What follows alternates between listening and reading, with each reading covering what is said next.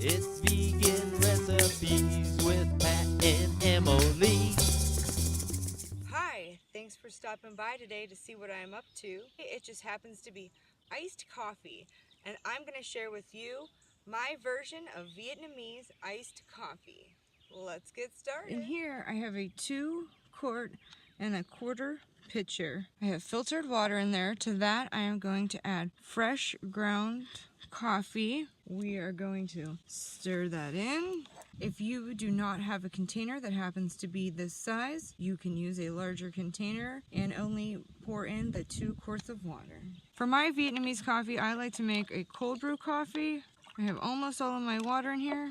Now that my coffee's stirred in, I'll top off the water just to the bottom of this spout. This is just going to sit overnight out on the counter to steep or brew. We will mix together the evaporated coconut milk and the sweetened condensed coconut milk, and we put those in a mason jar and set them in our fridge overnight. I'm not going to do that right now because I love this coffee drink and I already have some mixed up in my fridge, but I'll bring it out and show you later. Our coffee has been sitting brewing overnight, and now it's time to start the straining process. For the first time through, I simply give it a stir and pour it through the strainer without any filter. Shake it up at the bottom.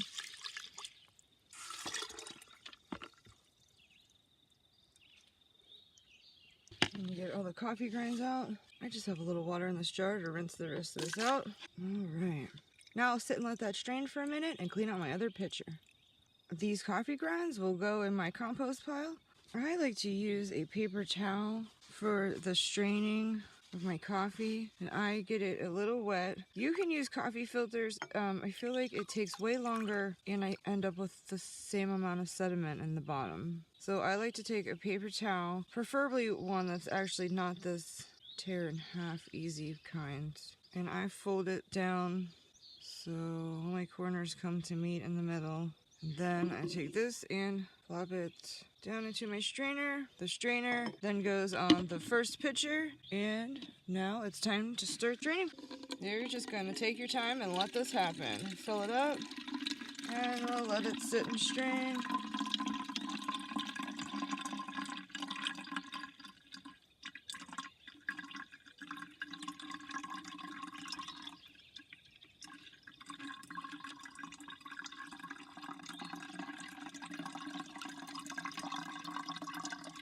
And just keep repeating this process until all of the coffee has been filtered. This is my creamer that I already have mixed up. The sweetened, condensed, and evaporated coconut milks mixed together. They don't really want to combine at first, but then they thicken up after they sit in your fridge for a little while. I would say this is good in your fridge for about 7 days. It does freeze and thaw well, though, because like that is too much for me. 7 days, y'all know. That's why I didn't mix up another batch, and it sounds like it's time for us to pour a little more coffee in. I'm gonna put my lid on my creamer and we'll do that. If you're doing this and you're in a hurry, it will go faster if you change out your paper towel option.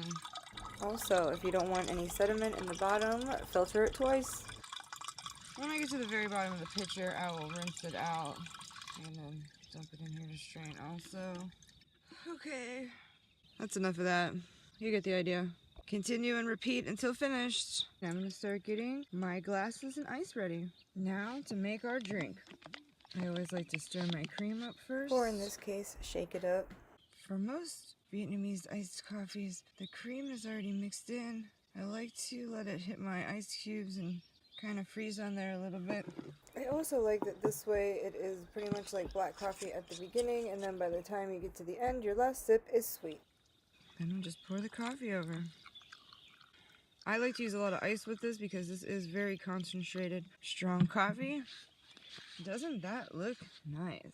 I've got my beautiful iced coffee here. I know I love these.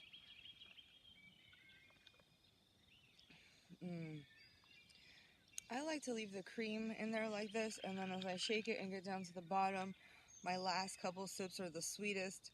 If you wanted to, my sister, when she makes this, she just mixes the cream right into the coffee and sweetens the whole batch all at once. Feel free to experiment and find out what you like the best. Also, I like to make these in to-go cups And people have actually asked me what I bought at Starbucks, and I have to tell them it's just coffee I made at home. Thanks for stopping by, and I hope to see you again next week.